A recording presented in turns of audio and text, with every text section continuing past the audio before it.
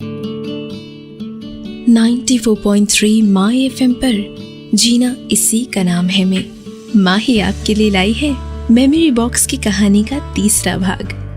अब तक आपने सुना कि दादाजी के पास एक पुराना लकड़ी का खजाने जैसा बॉक्स है। घर वालों को ये इंतजार है कि इसमें है क्या। साथ साथ बैठे हैं, तब दादी के कहने पर ईश्वर जी इस बक्से को खोलते हैं। पहले निकलता है छाता, जो बापू और माँ ने ईश्वर जी का दिल रखने के लिए उनके बचपन में उधार लेकर खरीदा था, और वो पैसे चुकाने के लिए बापू कई दिनों तक गांव के मुखिया के यहाँ काम करते रहे। ये छाता प्रतीक था माँ बापू के प्यार का और उनके प्रति बेटे की जिम्मेदारियों का। फिर उसमें से निकलता है एक पोटली में बंधे हुए वो कंचे, जो प्रतीक है बचपन की एक मासूम दोस्ती के। ऐसी दोस्ती जिसे ईश्वर जी ठीक से निभा नहीं पाए थे, पर जिसकी याद से आज भी उनकी आंखें भर आती। अब उस बॉक्स में से निकलती हैं चाबियां। ये किसकी चाबियां हैं, जानिए अगले गाने के बाद। 94.3 माई एफएम पर मैं हूँ माही। ईश्वर जी ने चाबियां हाथ में ली और पत्नी शांता की ओर हाथ बढ़ाया। शांता दादी के चेहरे पर हास्य दिख रहा था और आंखों में प्यार। इन्हीं आंखों में डूब गए थे 50 साल पहले ईश्वर जी। लड़की देखने जाना उस वक्त तो ऐसा होता नहीं था। हाँ, माँ और बापू ने शांता नाम की लड़की उनके लिए पसंद की है। थोड़ा पढ़ी लिखी है, जान पहचान वाला घर है, बस इतना पता था। एक बार कॉलेज से घर आ रहे थे तो रास्ते में किसी लड़की ने रोका। उसने घाघरा चोली पहनी थी, माथे पर चुनरी थी। बड़े चाहे कुछ भी बात करें, पर दहेज में फूटी कौड़ी हम नहीं दे सकते, इतना कहकर चली गई थी वो लड़की। कितनी देर बाद पता चला कि वो शांता थी और अपनी शादी की बात कर रही थी। कुछ याद नहीं रहा था, याद थी तो सिर्फ काजल भरी काली आंखें। उस वक्त जब लड़के की तरफ देखना भी बुरा माना जाता था, उस वक्त यूं लोगों के बीच ये कहकर जाने वाली शांता ने बहुत जल्द ईश्वर जी के दिल में और घर में प्रवेश कर लिया था, बिना दहेज के ही। माँ और बापू गांव में रह रहे थे। बापू की स्कूल की जॉब थी अभी, और ईश्वर को शहर में एक प्राइवेट कंपनी में महीने के 35 रुपए में नौकरी मिल गई थी। कैसा रहा शादी के बाद का ये सफर ईश्वर जी और शांता का, जानिए कुछ देर में। 94.3 माई एफएम पर मैं हूँ माही। एक कमरे का घर था, पर शांता साथ होती थी तो राजमहल लगता था। नौकरी से घर जाने की जल्दी रहती, आते ही ईश्वर खाना खा लेता और रात जल्दी हो जाती। कई बार पूरी रात को पीला बल्ब कमरे में जलता रहता और शांता सुबह सुबह ही शर्मा जाती थी। उसकी साड़ी में से चूल्हे और उपले की खुशबू आती रहती थी और ईश्वर पागल हो जाते। कभी कभी नौकरी से आते वक्त, खास करके तनख्वाह के दिन, ईश्वर शांता के लिए बालों में लगाने के लिए गजरा ले आते।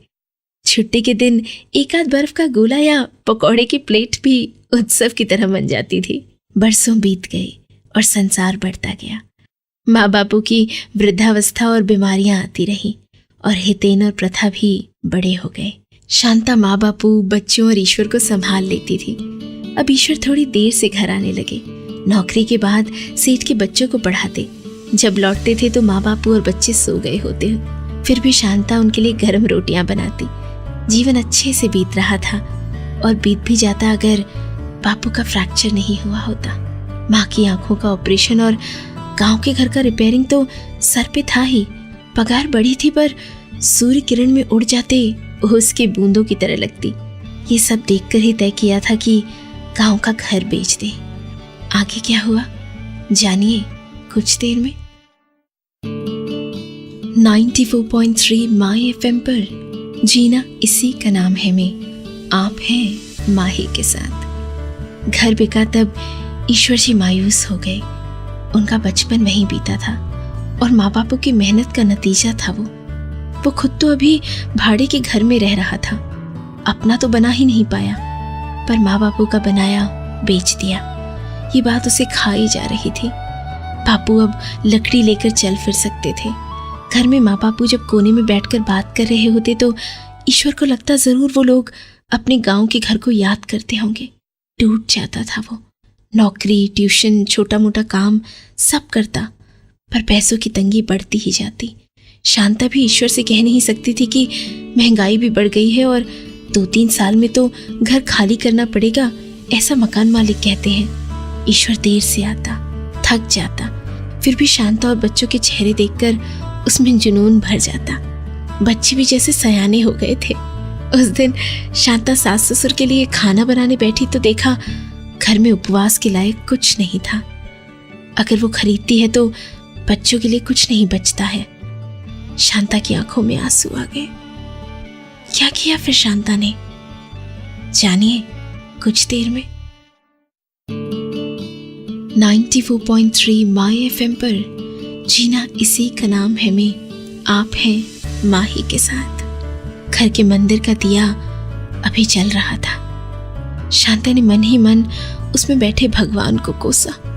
सास ससुर को उपवास का भोजन करवाए, बच्चों को नाश्ता करवाए या खुद भूखी रहे पूरा दिन। उस दिन की पीड़ा ने शांता को अजीब तरह से तैयार कर दिया आने वाले 3 साल के लिए। सुबह ईश्वर जाता तब शांता वृद्ध सास ससुर को खाना खिला देती, दवाई देती, फिर बच्चों को स्कूल भेजकर घर के बाहर चली जाती।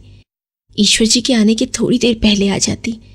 ईश्वर को पता भी नहीं चले उसी तरह उसे हंसकर खाना देती, प्यार से खिलाती।